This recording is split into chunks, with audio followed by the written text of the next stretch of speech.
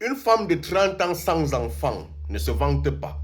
Ce sont des vérités qu'il faut apprendre à dire à nos petites sœurs. En premier, elle a moins 15 ans de la ménopause. Moins 15 ans de la ménopause. Il n'y a aucune preuve dans ces 30 ans qu'elle peut faire un enfant. Aucune preuve dans ces 30 ans. Au contraire, il y a le doute. Parce qu'on se dit que si elle a 30 ans et n'a pas d'enfant, certainement elle est passée peut-être aux toilettes pour pouvoir liquider les enfants là-bas peut-être 5-10 fois. Et ça, c'est un élément qui n'est pas bien. Pourquoi est-ce que les hommes épousent les femmes? Les hommes épousent les femmes, pour pouvoir créer une génération, pour pouvoir avoir des enfants, en premier. 2, pour pouvoir avoir le bonheur, la paix dans la maison. Mais si une femme n'est plus capable de procréer, à quoi elle va servir? Elle va servir simplement à apporter de l'amour.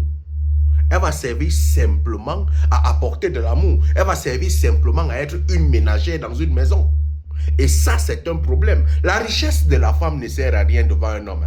Tu peux avoir les milliards, avoir les grosses maisons, avoir tous les diplômes. Mais tant que tu n'as pas procréé, tu n'as pas une famille, tu n'es pas dans une famille, ça n'a aucune valeur. Même devant tes parents, ils vont te dire que ma fille, tu as raté ta vie.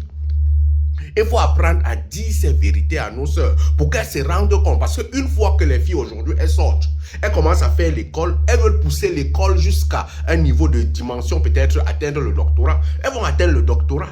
Mais elle aura quel âge quand elle a le doctorat? Elle a 30-35 ans. Et lorsqu'elle a 35 ans et qu'elle commence à penser à avoir un enfant, elle se retrouve que les myomes, les fibromes, ou sinon pendant toute sa jeunesse, son cycle scolaire, son cycle universitaire, elle n'a pas pris le temps à apprendre la sociabilité. Ce qui veut dire apprendre à soigner un homme, apprendre soin d'un homme, apprendre à aimer.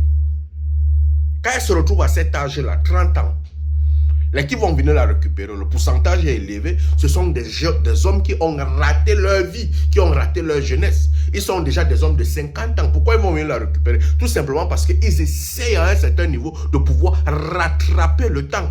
Mais les hommes qui ont réussi leur vie, ils ne vont pas récupérer une fille de 30 ans, même s'il a 50 ans.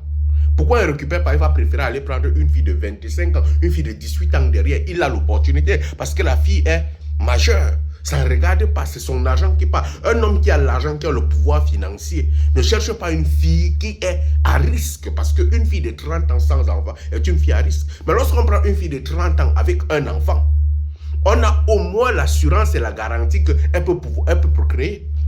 Mais quand elle ne peut pas procréer, on va venir la récupérer pour être une ménagère.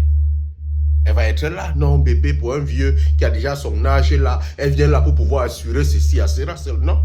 Une fille de 30 ans qui n'a pas d'enfant, lorsqu'elle est en couple avec un homme, elle essaye d'assurer sa vie pour que ça puisse réussir. Parce que là, elle devait commencer à procréer à 17 ans. On ne ramène pas la femme à dire que non, la femme c'est juste un élément de procréation. Non, mais c'est juste que les femmes, en cherchant énormément de diplômes, elles se prennent la grosse tête et elles arrivent à un âge où elles se sont prises la grosse tête, elles n'ont plus le choix. Ça devient difficile de trouver un homme qui va dans leur carrure, qui va dans leur direction. Et à ce moment, elles sont obligées de mettre tous les diplômes là, toutes ces valeurs là à zéro et commencer à prendre un homme qui ne les vaut même pas. Qui ne les vaut pas.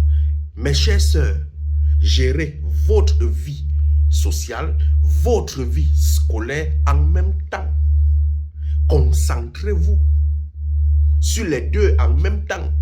Sinon, vous allez arriver à une phase où vous aurez la grosse tête. Vous allez commencer à regretter que merde, je suis quoi comme ça? Quand un homme va te parler, tu vas le voir en termes de diplôme. Tu vas le voir en termes de succès social. Tu vas le voir en termes de valeur. Mais toi, il va te voir en termes de procréation. Est-ce que tu peux procréer? Est-ce que tu peux le faire des enfants? Quand il va calculer, il va comprendre que tu n'as aucune preuve. S'il te met dans la maison, et toi, à ce moment, tu vas commencer à insister. Non, épouse-moi avant que je fasse ceci. Épouse-moi qu'elle n'est pas testée. Je ne suis pas sûr que tu as un moteur qui produit. Ça fait peur aux hommes. Allume ton cerveau, ma soeur.